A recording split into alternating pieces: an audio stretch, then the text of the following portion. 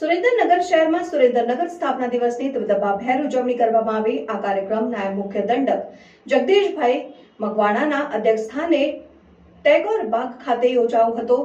જોતા રહો Bharat times news. આ કાર્યક્રમમાં નાયબ મુખ્ય દંડક જગદીશભાઈ મકવાણાના અધ્યક્ષસ્થાને ટાગોર બાગ ખાતે યોજાયો હતો। આ પ્રસંગે ટાગોર બાગના નવીનીકરણ અને સ્પોર્ટ્સ કોમ્પ્લેક્સનું ખાતમુહૂર્ત કરવામાં આવ્યું। ઉજવણીના ભાગરૂપે સદભાવના ટ્રસ્ટના સહયોગથી શહેરને હરિયાળું બનાવવા માટે ટ્રી પ્લાન્ટેશનની શરૂઆત કરવામાં આવી હતી। આ ઉપરાંત મહાનગરપાલિકા વિસ્તારમાં રોપા વિતરણ માટે વૃક્ષ રથને લીલી ઝંડી આપી પ્રસ્થાન કરાવવામાં આવ્યું। કાર્યક્રમમાં સુરેન્દ્રનગર મહાનગરપાલિકા અને અનુબંધ સંસ્થા વચ્ચે સિંગલ યુઝ પ્લાસ્ટિકના ઉપયોગને ઘટાડવા માટે કાપડની થેલીઓ પૂરી પાડવા અંગેના કરાર પર હસ્તાક્ષર કરવામાં આવ્યા।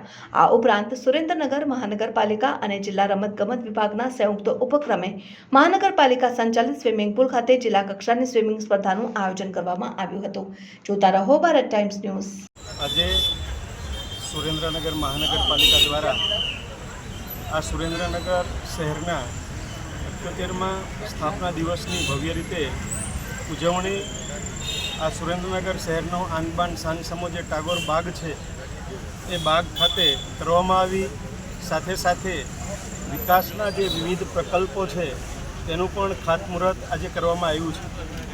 આ ટાગોર બાગને પુનઃનિર્માણ માટે 1 કરોડના ખર્ચે અહીંયા વિકાસના કામો થઈ અને આ શહેરના જે નગરજનો છે એને ફરવા માટે સારી સુવિધા મળે એ પ્રકારે એને ડેવલપ કરવામાં આવશે। સાથે સાથે જે સુરેન્દ્રનગર મેળાનું મેદાન જે હતું ત્યાં multi sports complex with indoor sports complex એનું પણ ભૂમિપૂજન કરવામાં આવ્યું છે જે 5,36,00,000ના ખર્ચે તૈયાર થશે। આ શહેરના જે નવયુવાનો છે યુવતીઓ છે એ રમતગમત ક્ષેત્રે પોતાનું કૌશલ્ય બતાવી શકે, જે જિલ્લા કક્ષાએ રાજ્ય કક્ષાએ અને નેશનલ કક્ષાએ રમતગમત સ્પર્ધામાં ભાગ લઈ શકે એ પ્રકારનું સરસ મજાનું આ રમતગમતનું મેદાન નિર્માણ પામવાનું છે।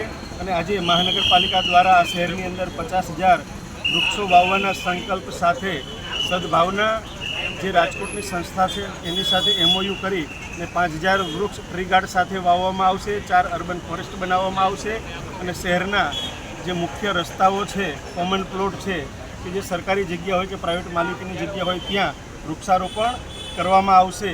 ત્યારે મહાનગરપાલિકા દ્વારા આજે આ સરસ મજાનું કાર્ય થયું છે એને હું હૃદયપૂર્વકના અભિનંદન આપું છું।